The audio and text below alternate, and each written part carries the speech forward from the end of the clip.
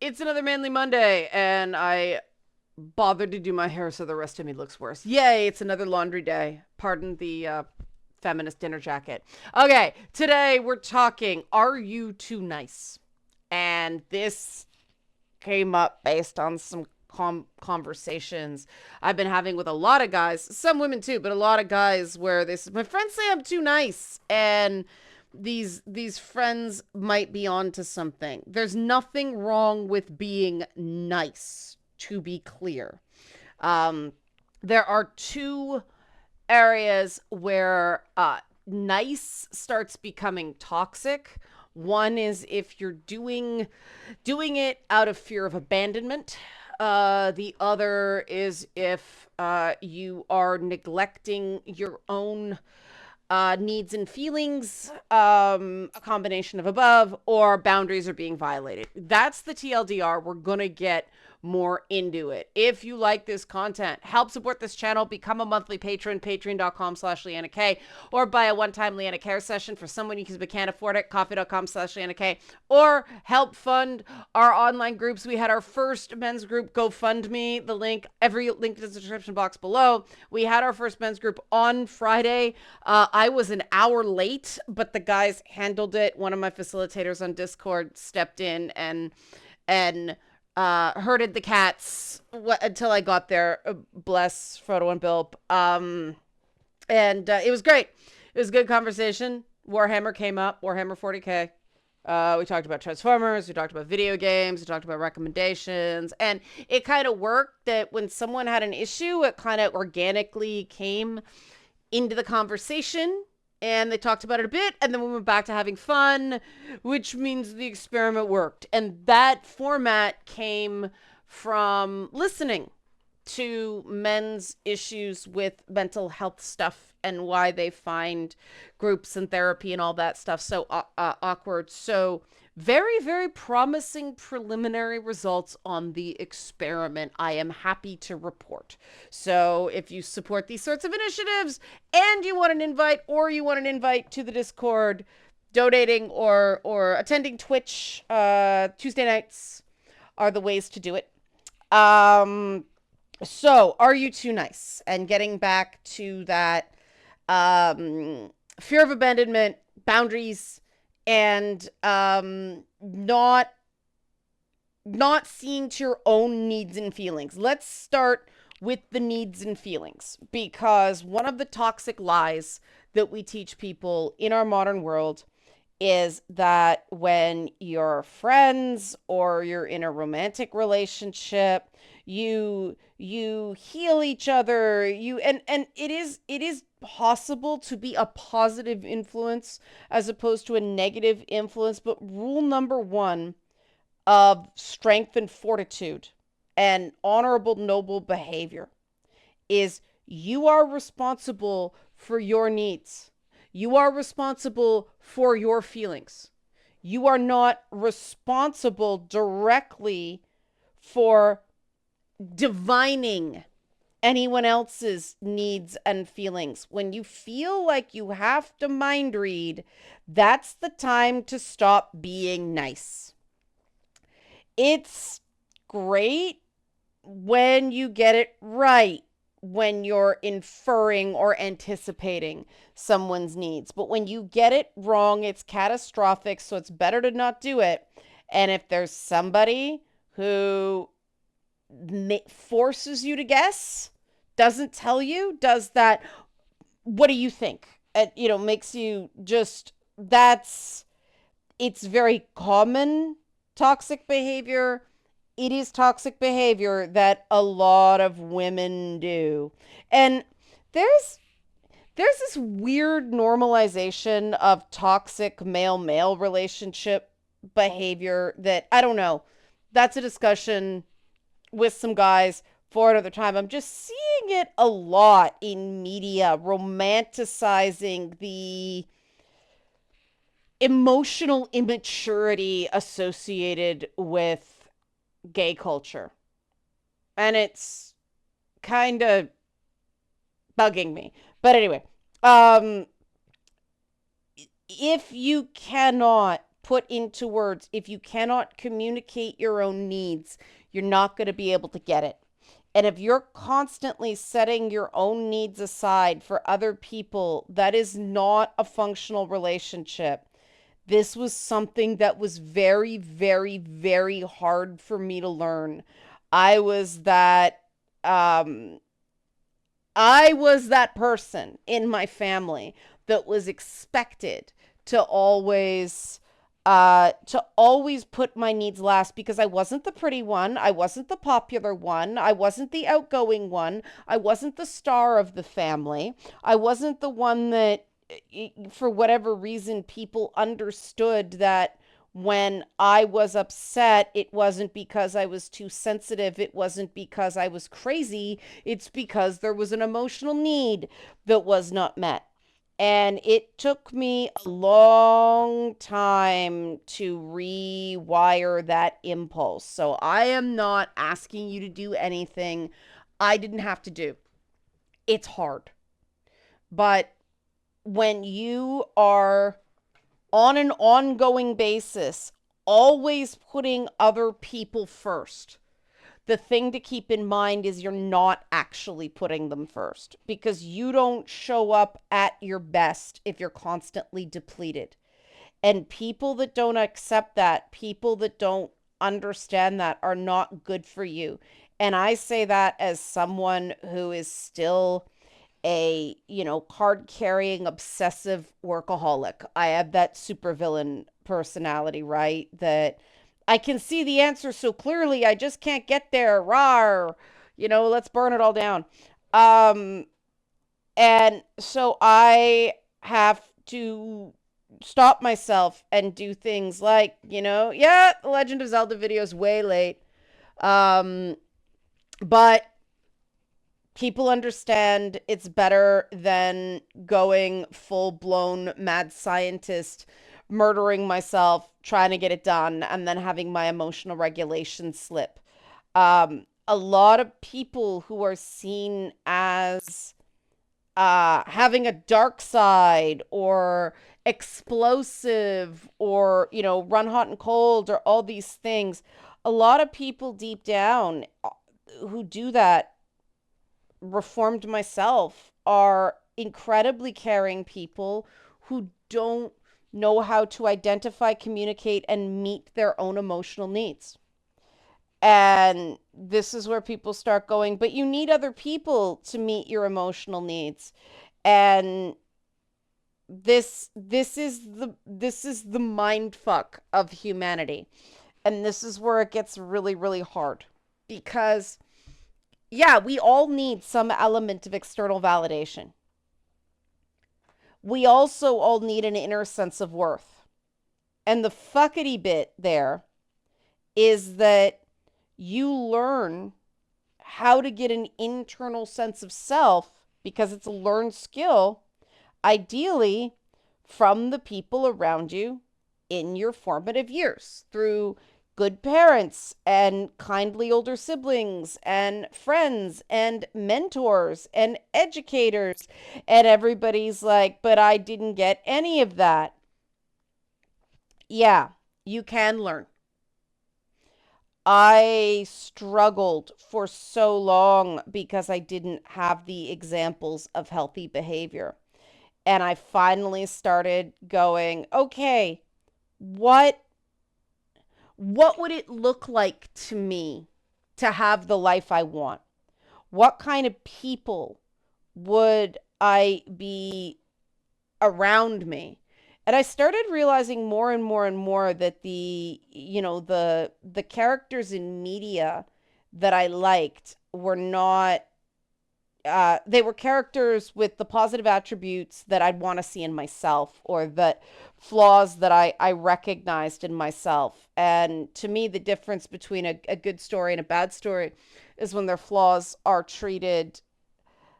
If it doesn't work, see, like, handle the flaws in a mature way that actually informs and creates an interesting character? Or is it the kryptonite model of characters have to have a weakness, so we're going to throw in this bizarre um bizarre weakness that really isn't interesting in terms of how a character makes decisions. And, you know, I struggled with boundaries for a really long time.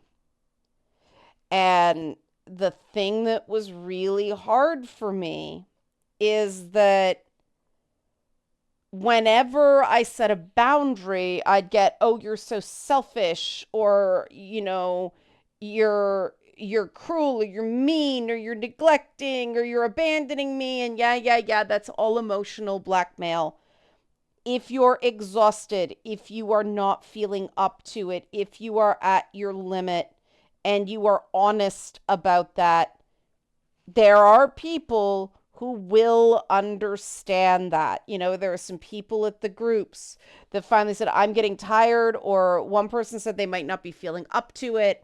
And then they showed up and they stayed for a little bit. They didn't stay too long, but then they said, "I'm getting tired," and they went, and it was cool because we all knew what the situation was. And it's just a drop in, drop out, real chill thing anyway. Some people were listening in from work, all good.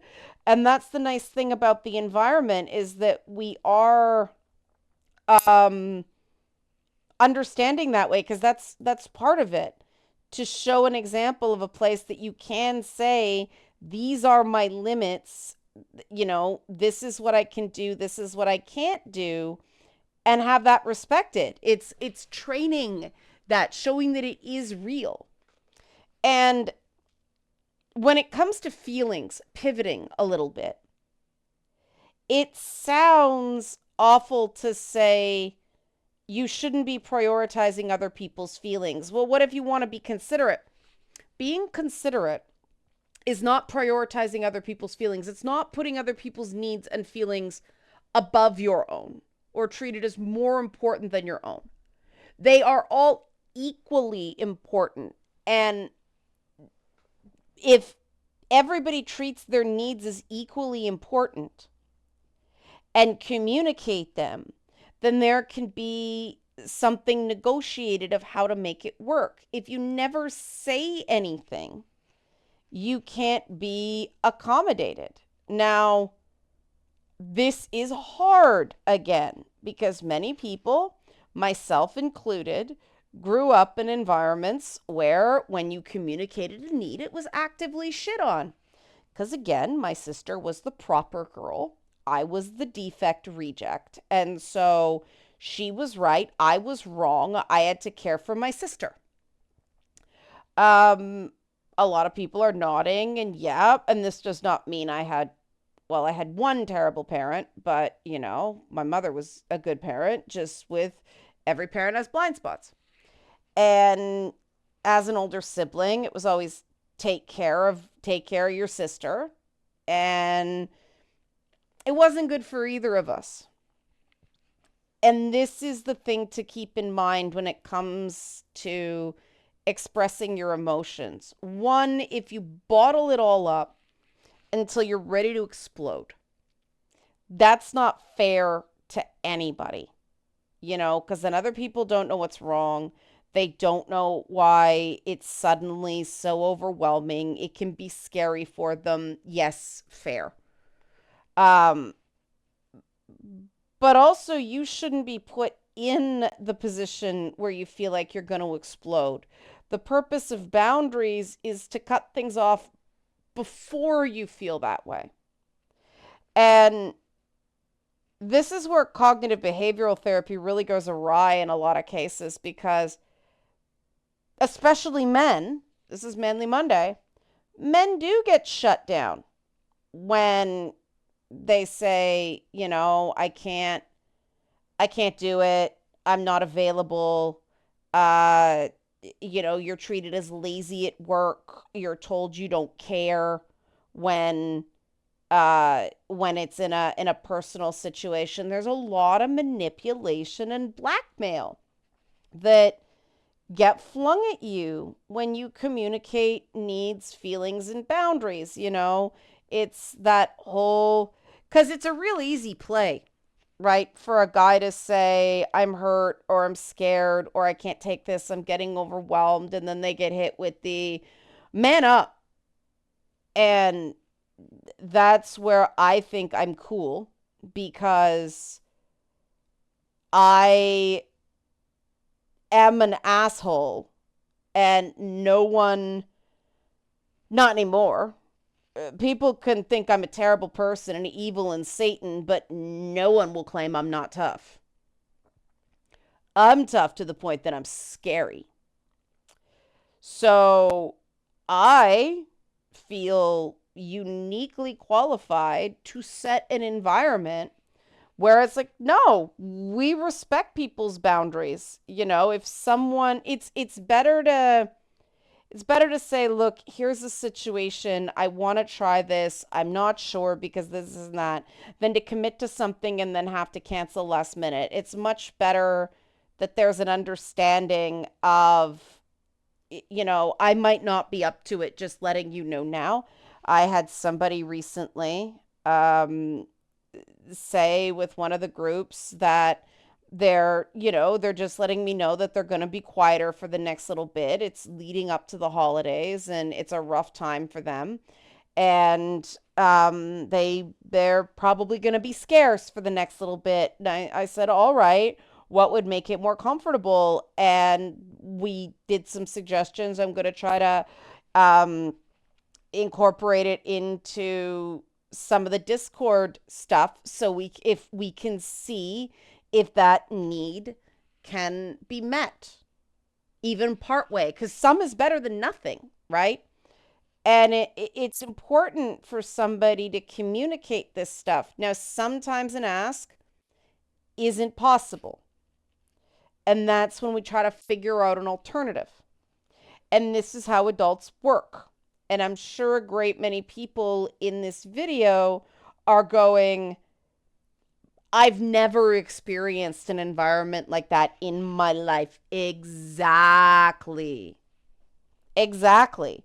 A lot of people are raised in toxic environments where, women are expected to to deny themselves one set of needs, and men are trained to deny themselves a completely incompatible set of needs. So everybody feels like the other half has it better, and look, oh, they've got all this fulfillment and they've got all this attention and they've got all this support, and nobody feels supported because it's just the deficiencies are different, but they're very, very real.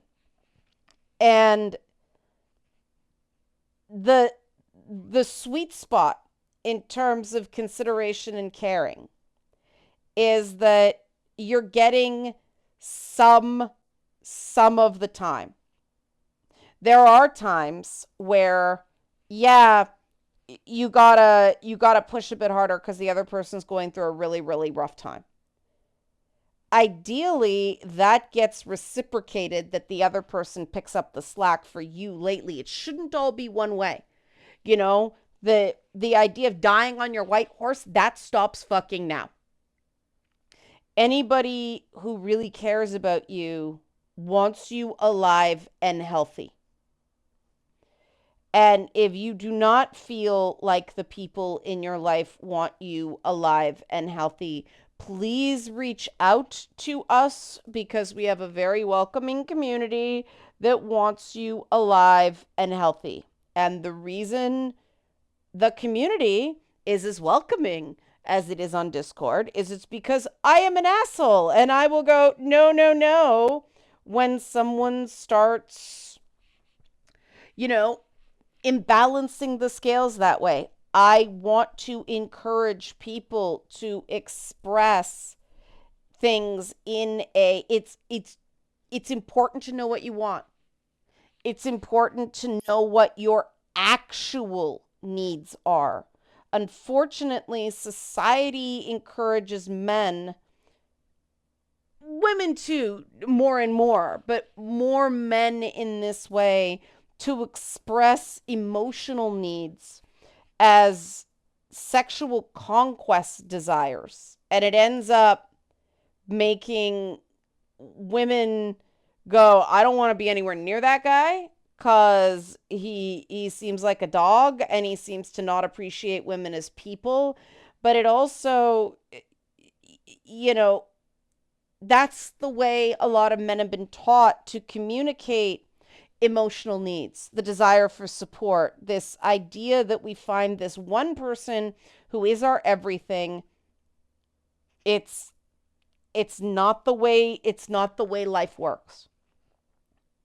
Monogamous romantic pairings are amazing. They can be incredibly fulfilling relationships.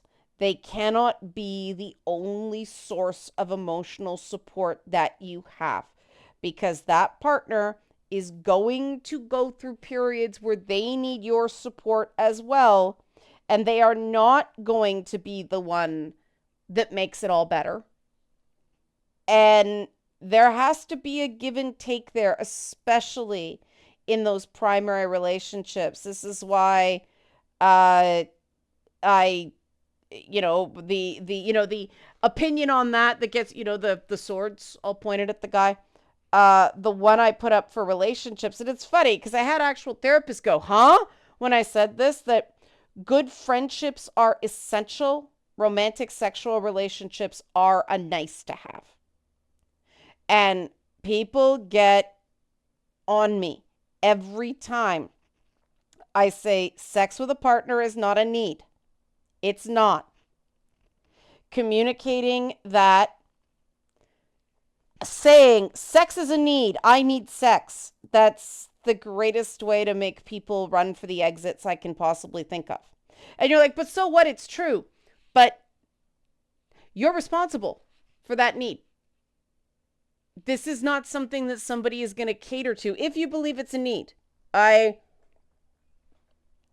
have found that a lot of things we think sex does for us are actually emotional elements that you can get other ways, and it's better to isolate that and know exactly what you're going into that for, and really understanding what elements of physicality are actually the physical and what parts are emotional validation and what parts are just straight up ego.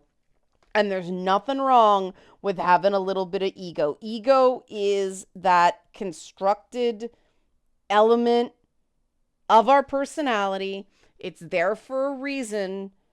It's when the ego is all there is because a person is so out of touch emotionally, psychologically, spiritually, like they're just not connecting to somewhere inside them. One of the things I notice about Japanese media versus Western media is there's the sex is totally different. In a mainstream story, it's very rare to see a hero depicted as a womanizer. Womanizer in Japanese culture is often depicted as a bad person. Those stoic heroes are often very chaste, sometimes celibate, or they have sort of fleeting relationships, but ultimately, duty, honor, all that stuff. It's very, very different from Western media that they have to perform sexual orientation in some way. And I'm not saying one's better or worse. I'm just saying it is notable that it is very different. And what it means to be an action hero in Japanese media is very different. I mean, that's not to say that there isn't a ton of smut in Japanese media. People are like, what are you talking about? At the men's group, somebody recommended this isekai fic that was very fan servicey, and that's the thing. Right from the description, it's fan servicey. It's not trying to be art. It is that. And I actually think that is a better way to do it.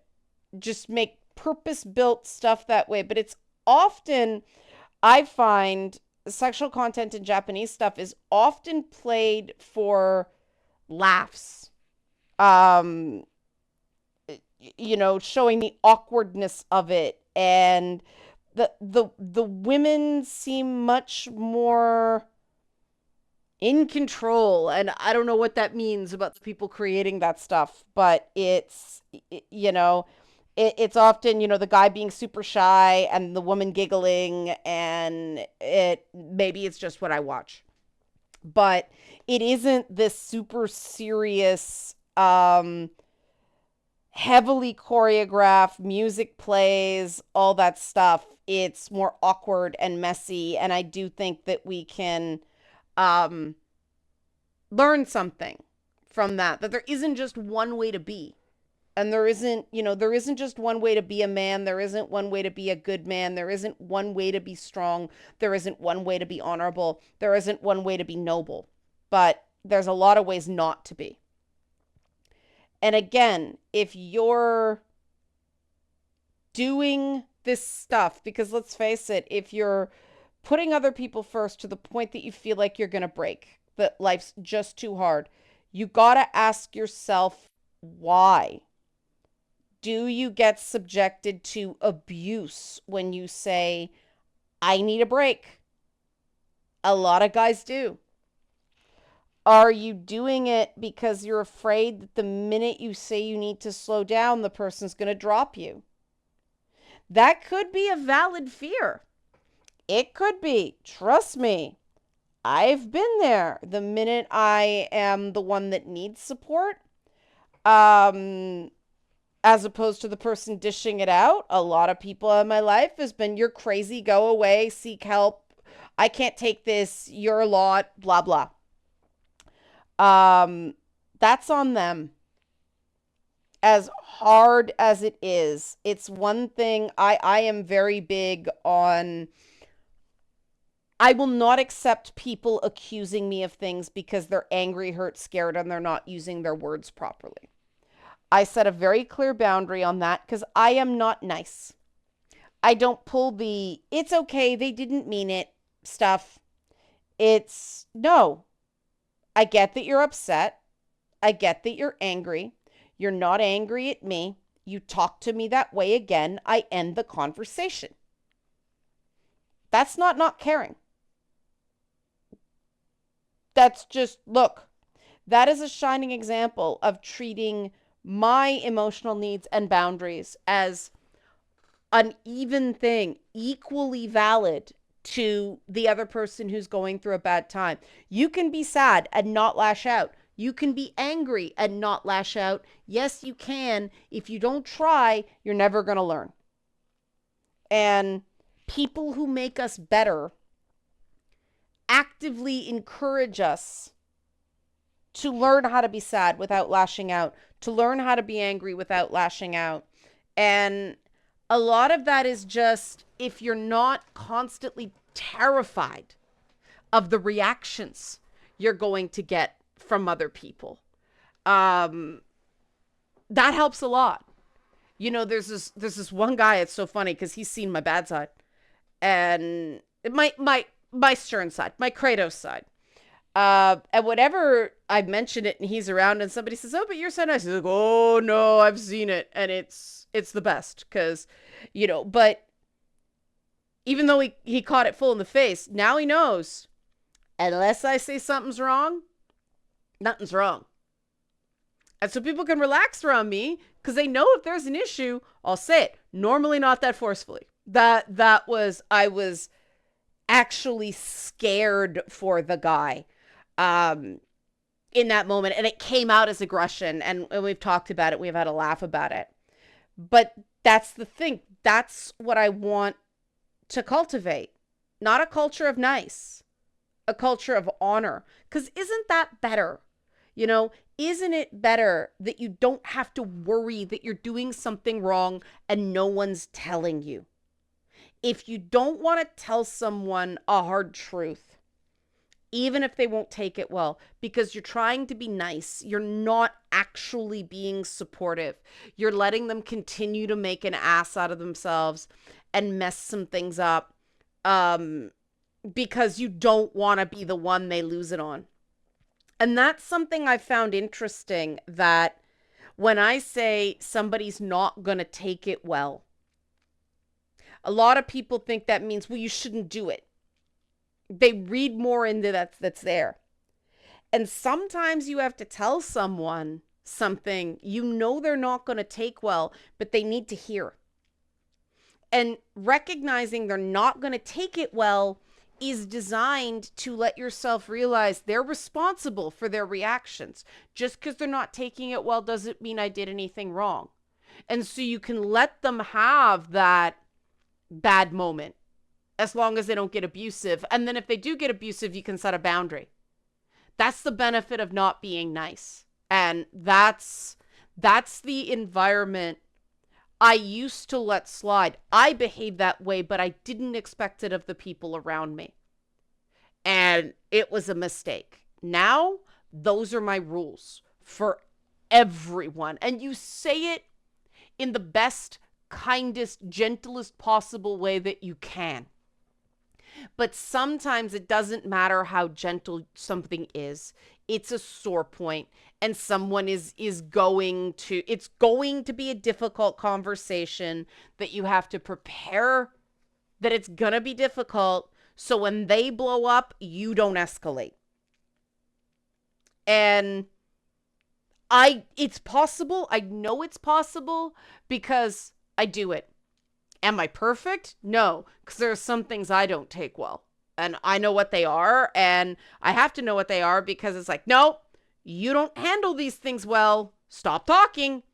And sometimes I'm just at the end of my rope, and I will go full Kratos, and, you know, that's me. And I have to accept that. And if you're constantly being nice to other people, you're not being nice to yourself. And you're a person too. And that's the thing about being too nice. If you're rough on yourself because you're being too nice to the people around you, you're not actually being fair. And fairness at the end of the day will get you farther than nice. All right. Good Manly Monday. Go team. Help support this channel. Become a monthly patron. Patreon.com/Leanna K. Or buy a one-time Leanna Care session for somebody who can use it but can't afford it. Coffee.com/Leanna K. Or GoFundMe, our men's groups where Manly Monday content is born. Our GoFundMe. Every single one of these gets you an invite to the Discord on the 5th of every month. Thanks for watching, and have a great week.